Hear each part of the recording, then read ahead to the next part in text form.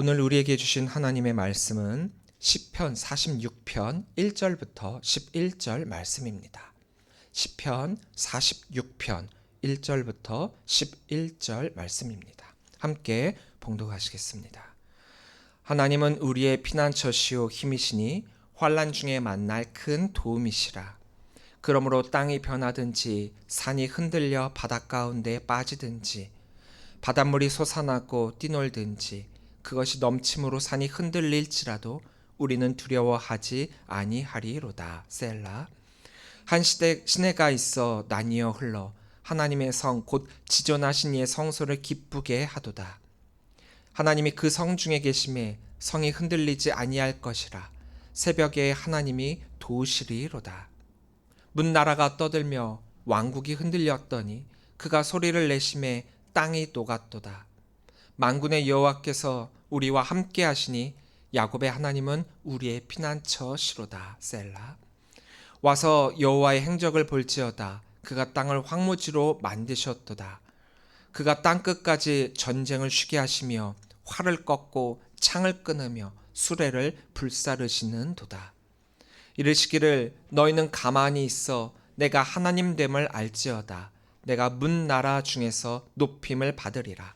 내가 세계 중에서 높임을 받으리라 하시도다. 만군의 여호와께서 우리와 함께 하시니 야곱의 하나님은 우리의 피난처시로다. 셀라. 아멘. 할렐루야. 오늘도 주의 저녁 차신 우리 귀한 성도님들 주님의 이름으로 사랑하고 축복합니다. 우리 옆에 계신 분들과 인사 나누겠습니다. 사랑합니다. 축복합니다. 사랑합니다. 축복합니다. 오늘은 사순절의 마지막 주일이자 종려 주일입니다. 그리고 우리는 오늘을 시작으로 해서 고난주간을 갖게 되는데요. 이 고난주간은 인류 역사상 가장 슬픈 날이기도 하지만 또 아이러니하게도 가장 행복한 날을 동시에 맞이하게 되는 그런 주간입니다. 3년 동안의 공생의 사역을 뒤로한 채 예루살렘으로 입성하신 예수님을 환영하며 종려나무 가지를 흔들던 그 수많은 사람들, 그들은 이렇게 외쳤죠. 마태복음 21장 9절입니다. 앞에서 가고 뒤에서 따르는 무리가 소리 높여 이르되 호산나 다윗의 자손이여 찬송하리로다. 주의 이름으로 오시는 이여 가장 높은 곳에서 호산나 하더라. 호산나라고 하는 이 말은 단순히 찬양의 소리가 아닙니다. 호산나라고 하는 이 말의 의미는 지금 이 순간 우리를 구원하소서라고 하는 정말 절박한 영혼의 부르짖음이 바로 이 호산나라고 하는 그런 말입니다. 시편 118편 25절부터 26절에서 이 외침이 유래가 됐거든요. 이스라엘 민족이 메시아를 기다리며 수년간 품어왔던 그 구원의 갈망이 드디어 이 순간 폭발하고 있습니다. 여호와여 구하옵나니 이제 구원하소서. 여호와여 우리를 구하옵나니 이제 형통하게 하소서. 여호와의 이름으로 오시는 자가 복이 있으며 우리가 여호와의 집에서 너희를 축복하였도다. 얼마나 위대한 일입니까? 또 얼마나 고대하던 날입니까? 그들의 환호와 외침은 그들의 기대가 얼마나 큰지 우리들에게 여실히 보여주고 있어요. 하지만 종려주일의 가장 충격적인 아이러니는 같은 이스라엘 민족 또 그 자리에 있었던 같은 군중들에게 있습니다. 그래서 예수님이 예루살렘에 입성하실 때 호산나 외쳤던 이들의 이 외침은 얼마 지나지 않아 며칠 후 그를 십자가에 못 박으라라고 외치게 됩니다. 마태복음 17장 22절부터 23절입니다. 빌라도가 이르되 그러면 그리스도라는 예수를 내가 어떻게 하랴? 그들이 다 이르되 십자가에 못 박혀야 하겠나이다. 빌라도가 이르되 어찌미냐? 무슨 악한 일을 하였느냐? 그들이 더욱 소리질러 이르되 십자가에 못 박혀야 하겠나이다 하는지라. 자, 왜 이들이 호산나 외쳤던 그 똑같은 외침이 예수님을 십자가에 못 박으라라고 하는 외침으로 바뀌게 되었습니까? 왜 그럴까요? 왜입니까? 그들의 기다림에 그 준비와 자세와 의미는 전혀 예수님을 맞이할 준비가 되지 않았기 때문입니다. 그들은 기다림의 의미를 모른 채 기다렸고 또 어떻게 기다려야 하는지도 모른 채 기다렸다라는 거예요. 그러니까 누구를 기다려야 하는지도 모르면서 멈출 줄 모르는 삶을 살았고 결국 하나님께 집중하지 못한 삶을 살게 되었습니다.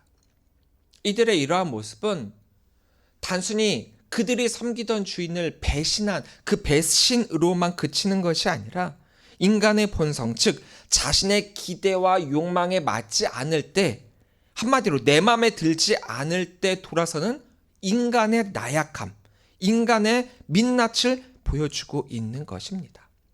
그런데요, 이것은 성도라고 하는 우리들조차도 내 구원의 사건과 내 신앙의 문제 앞에서 똑같은 행동을 하고 있다라는 거예요.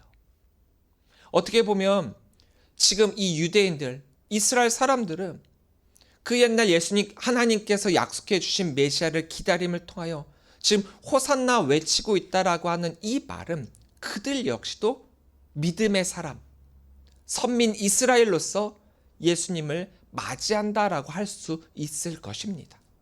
하지만 그들은 곧 잊어버리죠.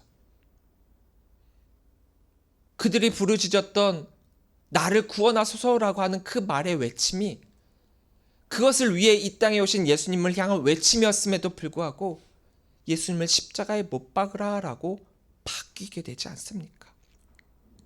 호산나라고 외친 그 외침 속에는 예수님의 메시아됨을 인정하고 있는 것과 동시에 그 예수님께 내가 충성하겠노라라고 하는 주종 관계의 핵심이 이 안에 담겨 있음에도 불구하고 그들은 일방적인 관계, 즉 예수님만은 우리들의 메시아가 돼야 된다. 예수님께 그것만을 원하고 있다라는 거죠.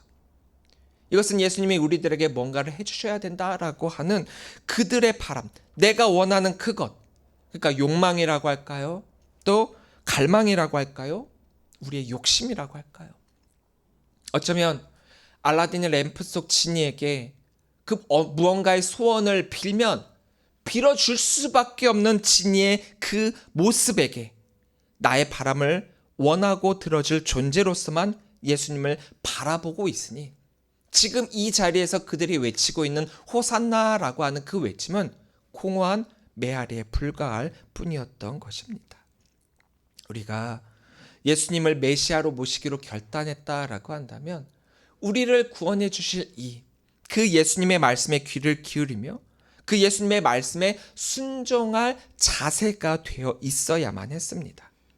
그리고 예수님께 원하는 것이 있다라고 한다면 우리 역시도 변할 준비가 되었어야죠. 하지만 예수님의 오심으로 우리의 삶이 변화되기를 원하면서도 예수님이 우리를 변화시키는 것이 아니라 그 예수님이 우리의 삶을 이해하고 내가 이럴 수밖에 없었다라고 하는 것을 인정하면서 다독이고 우리의 노고와 수고에 대해서 대가를 심어줄 것이다 라고 하는 그런 기대를 가지고 있었다라는 거예요. 내가 변하는 것이 아니라 예수님이 변하기를 원하고 있었다라는 거죠. 예수님은 기존의 질서를 무너뜨리고 있으십니다. 변화를 원한 그들을 향해 예수님은 질서를 무너뜨리셨어요. 그들이 원한 거대한 로마의 압제를 무너뜨리신 것이 아니라 성전을 정화시키고 무화과 나무를 저주하시면서 그들의 삶의 자리를 무너뜨리고 계셨습니다. 다른 변화였죠. 그들의 기대와는 사뭇 다른 그런 변화였죠. 그러다 보니까 이게 아닌데. 우리가 예수님을 호산나라고 외쳤던 그것은 나를 인정하고 나를 높여주고 나를 위한 것이었는데 내 삶의 질서를 무너뜨리면서 그렇게 해서는 안 된다. 너가 바뀌어야 된다. 너가 변화돼야 된다. 너가 낮아져야 된다. 너가 섬겨야 된다. 내가 원한 방향과는 전혀 다른 방향으로 변화시키고 계셨던 것이죠. 그러다 보니까 그들은 호산나, 호산나, 호산나. 예수를 못 박아라, 예수를 못 박아라. 이렇게 바뀌었다라는 거예요. 우리가 이 사순절을 지내고 또 고난주간을 지내면서 예수님의 고난과 부활의 묵상, 함께 동참하며 묵상한다라고 하고 있기는 하지만 정작 우리는 이 절기를 어떻게 지내고 있는지, 또 의미 없이 보내는 경우가 너무 많이 있습니다. 사순절이니까 뭔가를 꼭 해야만 될 것 같고, 또 그 무언가를 통해서 내가 이번 사순절에 뭔가를 했다라고 하는 자기 만족으로 그치는 그런 절기가 되고 있다라는 거죠. 그래서 예수님의 부활을 앞두고 이 고난 주간을 맞이한 오늘, 우리는 오늘 본문의 말씀, 이 시편의 말씀을 붙들고 멈춤의 의미를 다시 한번 묵상해 보고자 합니다. 1절 말씀입니다. 하나님은 우리의 피난처시요 힘이시니 환난 중에 만날 큰 도움이시라. 이 시편 46편의 말씀은 굉장히 유명한 말씀이며 우리가 또한 찬양으로도 너무나도 자연스럽게 읊조리고 있는 말씀이기도 하죠. 아까 우리가 함께 찬양하지 않았습니까? 참 익숙하며 위로가 되는 말씀입니다. 그런데요, 우리가 이 찬양을 굉장히 평안하게 부르고 있는데 사실 이 찬양은, 이 시편은 전쟁 한가운데서 나온 그런 고백이에요. 상황이 지금 평안하고 안정적이고 아무런 문제가 없는 그런 때에 하나님은 우리의 피난처가 되시고 우리의 힘과 도움이 되신다, 이렇게 한 게 아니라는 거예요. 2절과 3절 또 이렇게 말하고 있죠. 그러므로 땅이 변하든지 산이 흔들려 바닷 가운데 빠지든지 바닷물이 솟아나고 뛰놀든지 그것이 넘침으로 산이 흔들릴지라도 우리는 두려워하지 아니하리로다. 시편, 시적인 요소를 가지고 찬양하고 있기 때문에 이것을 시적 요소를 가지고 내용을 바라보면 너무나도 이 가사를, 이 내용을, 이 식구를 당연하게 받아들이고 있는데 하나하나 짚어보면 이것은 세상이 망하고 있는 상황이에요. 무너지고 있는 상황입니다. 너무나도 급박한 상황이고 지금 이 앞에 나에게 일어나고 있는 이것은 평안한 나의 마음에 돌 하나를 던짐으로 인해 퍼져가고 흔들리고 파도가 일고 너무나도 불안하고 힘들고 어려운 그런 때를 맞이하고 있는 것을 우리들에게 보여주고 있어요. 여러분들, 산이 흔들려 바닷 가운데 빠지면서 바닷물이 솟아나갖고 막 온 세상이 뒤끓고 있는다라고 한번 생각을 해보세요. 우리는 매년 태풍이나 여러 자연재해를 맞이할 때마다 많은 피해를 받게 됩니다. 21세기를 살아가면서 우주여행까지 우리가 준비하고 있는 이런 과학 문명의 시대 가운데서도 우리가 해결할 수 없는 문제들이 너무나도 많은데, 특별히 이 자연재해에 대해서는 아무리 기술이 발달해도 예측도 불가능하고 대비도 불가능하고 그것을 막는 것도 불가능해요. 자연재해 앞에서는 인간의 그 어떤 노력과 능력을 가지고서도 해결할 수가 없을 만큼 거대해갖고 이런 일들이 있으면 있을수록 우리는 인간의 나약함과 무기력함을 다시금 깨달을 수밖에 없을 뿐입니다. 우리의 삶도 이와 같지 않습니까? 계획이 무너질 때가 있습니다. 관계가 흔들릴 때가 있습니다. 건강이, 미래가, 믿음이 흔들릴 때가 있습니다. 그럴 때 우리는 어떻게 반응을 합니까? 대부분은 더 빨리 움직이려고 하고 더 많은 애를 쓰고 있습니다. 어떻게 해서든지 그것들을 해결해 보려고 더 강하게 버티고 있습니다. 하지만 그러면 그럴수록 더욱 허무하게 무너지는 자신을 발견할 수밖에 없죠. 우리가 할 수 있는 게 아무것도 없구나라고 하는 그런 두려움에 빠질 수밖에 없죠. 이런 문제와 이런 상황 가운데 우리에게 주어지는 피난처, 그런 가운데 주어지는 피난처는 재난이나 위험이 발생할 때 해를 당하지 않도록, 어려움을 겪지 않도록 보호받을 수 있는 그런 곳이잖아요. 세상의 그 어떤 피난처도 안전하지 않습니다. 지금 이란과 전쟁을 하고 있는 온 세계가 있죠. 미국과 이란이 전쟁하는데 그 안전하다라고 하는 몇백 미터 지하의 그 벙커 역시도 미사일 한 방으로 그냥 박살이 났잖아요. 그들은 안전하다라고 생각했을지 모르지만 결코 안전하지 않았잖아요. 그들이 피난처라고 여겼던 그것이 피난처가 되지 않잖아요. 하나님이 우리들의 힘이 되어주신다라는 것은 연약한 백성에게 하나님의 그 능력을 나타내 주심으로 의지가 되신다는 말씀입니다. 즉, 오직 창조주 하나님만이 이 세상의 그 어떤 것도 대적할 수 없는, 특별히 우리 인간들, 피조물 인간들이 대적할 수 없는 자연재해나 또 초자연적 그런 현상들조차도 하나님만이 바로잡으실 수 있고 그 백성이 보호받을 수 있는 유일한 피난처가 되심을 선포하고 있는 그런 말씀입니다. 그래서 오늘 말씀은 우리들에게 세상이 바라보는 방법과 전혀 다른 그런 방법을 말씀해 주고 있습니다. 무엇이냐? 10절입니다. 이르시기를 너희는 가만히 있어 내가 하나님됨을 알지어다. 내가 문 나라 가운데 나라 중에서 높임을 받으리라. 내가 세계 중에서 높임을 받으리라 하시도다. 너무나도 유명한 말씀이죠. 너희는 가만히 있으라. 가만히 있으라. 하르프. 그리고 알지어다. 우데오. 이 말은요, 아무것도 하지 말라는 그런 의미가 아니에요. 원어의 의미를 살펴보면 이 말은 힘을 내려놓아라. 붙잡고 있던 것을 놓아라. 너의 손을 약화시켜라. 너의 노력을 멈춰라 라고 하는 그런 뜻이에요. 그러니까 지금 너희가 하고 있는 어떤 일이 있느냐, 그것을 멈춰라. 인간적인 노력과 계획, 도모를 멈추고 하나님의 능력과 주권을 인정하라 라는 거예요.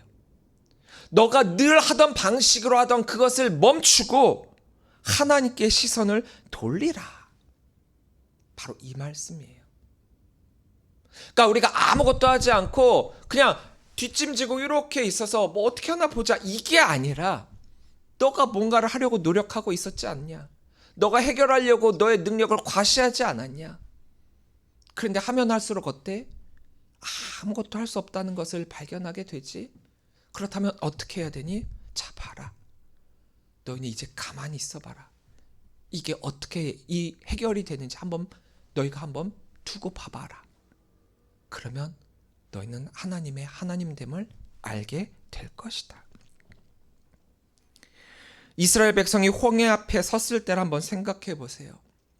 앞에는요, 거대한 바다가 가로막고 있고요. 뒤는 그들을 죽이려고 쫓아오고 있는 애굽 군대가 있습니다. 완전히 사면초가죠. 막힌 상황이죠. 앞으로 가도 죽고 뒤도 기다려도 죽어요. 그런 상황 가운데 하나님께서 뭐라고 하십니까? 너희는 가만히 서서 여호와께서 오늘 너희를 위하여 행하시는 구원을 보라. 구원을 보라. 그들은 아무것도 하지 않았습니다. 그러나 하나님은 바다를 가르셨고요. 그들을 구원해 주셨어요. 그들을 뒤쫓던 애굽 군사들을 멸망시키셨고요. 그러므로 말미암아 그들의 멈춤이 하나님의 역사를 시작하게 만들었습니다. 또 여리고성을 무너뜨릴 때도 마찬가지였죠. 하나님은 그 여리고성을 향해 돌격 앞으로 이런 명령을 내리신 게 아니라 너희는 조용히 성주위를 돌라라고 하셨어요. 이게 세상의 지혜로 볼 때 군사적 전략이 될 수가 없죠. 아니 무슨 이렇게 성 주위를 그냥 도는 게 어떻게 군사 전략이 될 수 있겠습니까? 사람의 방법으로가 아니라 하나님의 지혜가 하시는 그 말씀이 믿음의 훈련이거든요. 사람의 방식으로는 이해되지 않는 멈춤. 하지만 그 속에서 하나님은 일하시고 계십니다. 멈춤은요, 시선을 바꾸는 거예요. 우리가 저것을, 문제를 바라보고 있었다라고 한다면 사람과 문제와 아픔과 힘듦과 어려움을 바라보고 있었다라고 한다면 우리가 바라보고 있던 그 시선을 바꿔 하나님을 바라보는 거예요. 하나님께 집중하는 거죠. 그러나 우리는 보통 어떻게 합니까? 문제를 보죠. 상황을 보죠. 사람을 보죠. 그래서 더 불안해집니다. 근데 오늘 시편은 우리들에게 말씀하세요. 하라프, 가만히 있어라. 가만히 있어라. 이거는 영적 집중을 말씀하고 계시는 거예요. 하나님 그분 자체를 바라보면서 그분 자체에 집중하면 그분이 이루실 피난처와 도움을 너희가 몸소 알게 될 것이다. 하나님은 그런 우리들에게 피난처가 되어주시고 도움과 힘이 되어주신다라고 했어요. 그런데 사람들은 예수님이 자신들의 문제를 당장 해결해 주기를 원했었죠. 자신들의 인간적인 세상적인 왕이 되어주시기를 원했었죠. 그래서 호산나 외칩니다. 하지만 예수님은 그들의 그런 기대를 깨트렸습니다. 혁명 일으키지 않았고요. 로마의 질서 무너뜨리지 않았습니다. 도리어 유대인들을 향해 채찍질을 하며 아버지의 집에서 다 내쫓았죠. 그러면서 대신 십자가에 가셨습니다. 왜냐하면 그것이 지금 이 문제를 해결한 즉각적인 해결이 아니라 근본적인 구원의 문제이기 때문이에요. 예수님의 십자가는 멈춤의 클라이맥스입니다. 예수님께서 십자가에 달리셨을 때를 한번 생각을 해보세요. 능력이 없으셔서 십자가에 달리셨습니까? 힘이 없으셔서 침묵하셨습니까? 아니죠. 그것은 순종의 멈춤이었습니다.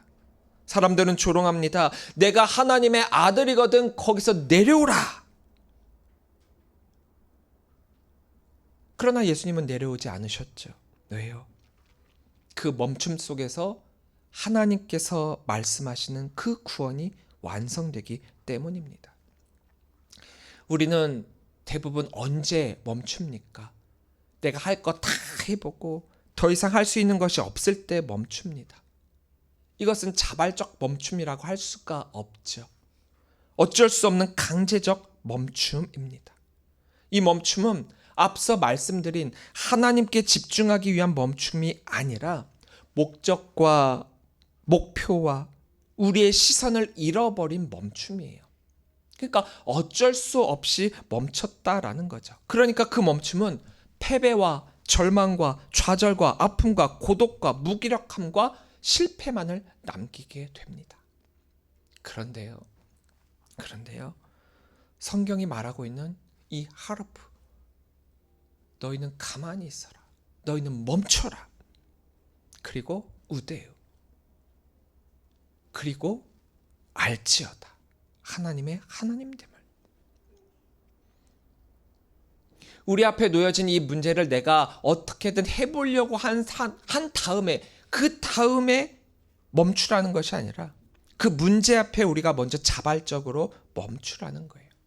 이 멈춤은 패배가 아니라 믿음입니다. 멈춤은 끝이 아니라 시작입니다. 우리가 멈출 때 하나님의 능력이 나타나거든요. 그렇다면 우리는 어떻게 멈춰야 합니까? 사실 이게 가장 어려워요. 멈추라는 것도 알겠고 또 멈춘 다음에 하나님의 능력이 일어날 것이다라는 것도 알겠는데 어떻게 멈춰야 하는 것일까? 말은 간단한데 생각보다 간단하지 않습니다. 우리는 멈추는 것에 익숙하지 않기 때문이에요. 항상 달려갔거든요. 먼저 기도의 자리에서 말하기보다 듣는 것에 더 집중해야 됩니다. 우리는 기도를 한다라고 하고 많은 이들이 기도의 시간을 가지려고 하는데 내가 가지는 그 기도 시간에 하나님께 말하기보다 하나님의 말씀을 듣는 자리가 되어야 됨에도 불구하고 우리는 하나님께 말하는 게 더 익숙해요. 하나님, 이러이러하고요. 이거 들어주시고요. 이런 아픔이 있고요. 이거 들어주시고요. 이런 문제가 있고요. 들어주시고요. 하나님께 우리가 원하는 거 다 이야기하고 싶거든요. 그러니까 하나라도 더 말하고 싶으니까 계속 하나님께 내 얘기만 하는 거예요. 얘기. 어쩌면 이렇게 하는 것조차 믿음의 분량이 크기 때문에 하는 모습이기도 합니다. 그런데 성경은 우리들에게 말씀하고 있어요. 하나님은 이미 머리털까지도 세심바 되신 분이시기 때문에 우리가 말하지 않더라도 이미 아시는 분이시라고 말입니다. 하나님께서 아시지만 그럼에도 우리들의 말함을 듣고 계신다라고 하는 것은 우리를 이해하시기 때문이에요. 그렇잖아요. 여러분들 자녀들이 밖에 나갔다가 돌아와 갖고 밖에서 있었던 일 미주알 고주알 다 그렇게 얘기해 주면 되게 좋잖아요. 엄마가 아빠가 이미 그 아이가 어떤 행동을 했는지 다 알고 어떤 일이 있었는지 다 들었어요. 그리고 또 보기도 했어요. 그런데 아이는 내가 전혀 모르는 것처럼 와갖고 막 미주알 고주알 막 얘기하면 되게 재밌고 기특하고 사랑스럽잖아요. 하나님이 그런 모습으로 우리를 바라보시고 우리의 기도를 들으시고 계시는데 우리가 그렇게 하지 않아도 하나님은 이미 다 알고 계세요. 그런데 반대로 하나님은 우리의 말을 듣지 않아도 다 아시는 분인데 근데 기도라고 하는 것은 일방적인 게 아니라고 했잖아요. 이제 그 기도를 통해서 우리가 하나님의 말씀을 들어야 되는데 그래서 하나님의 말씀을 들으며 하나님 앞에 엎드려지고 하나님과의 관계를 회복하는 것 그것이 진짜 기도인데 그런데 인간들은 자꾸 들으려 하지 않아요. 내 얘기만 계속해요. 그리고 시원하다 하고 끝내요. 하나님은 우리의 말을 듣지 않아도 아시지만 우리는 하나님의 말씀을 듣지 않으면 몰라요. 하나님이 하시는 말씀에 우리가 집중하고 하나님께서 주시는 말씀에 엎드려져야 되는데 자꾸 내 말만 하고 끝났다라 그래요.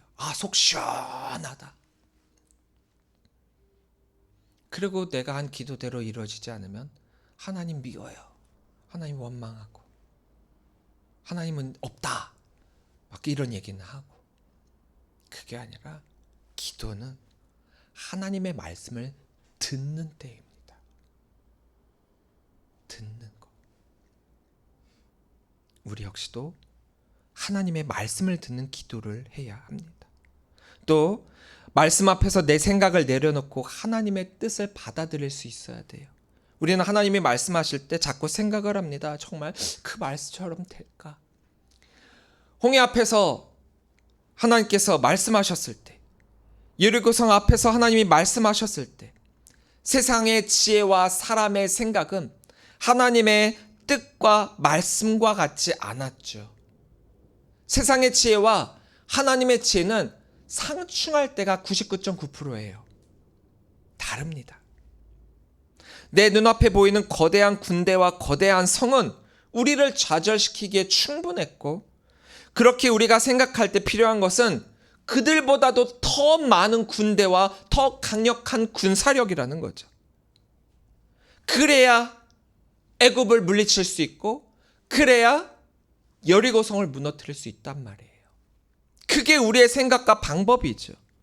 그게 세상의 지혜죠. 하지만 그 모든 것들을 다 내려놓았을 때 하나님의 뜻을 받아들였을 때 하나님의 지혜로 승리했습니다.